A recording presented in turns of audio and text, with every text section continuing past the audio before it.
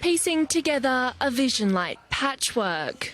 The Shed Cairns has finally been stitched into place, receiving council approval for its change of use development application. So that's been a big milestone for us here, that we can move ahead at full speed now, carefully and progressively. The purpose-built facility is designed to bring women together where they can craft, create and connect in Cairns. Anything that can be made or done, we should be able to do it here. The idea has strong backing from local councillor Rob Pyne. Women coming together to share information and support each other, I think that's a wonderful thing.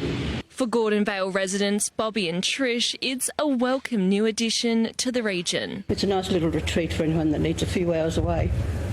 Yeah. But before the doors open, there's still work to be done.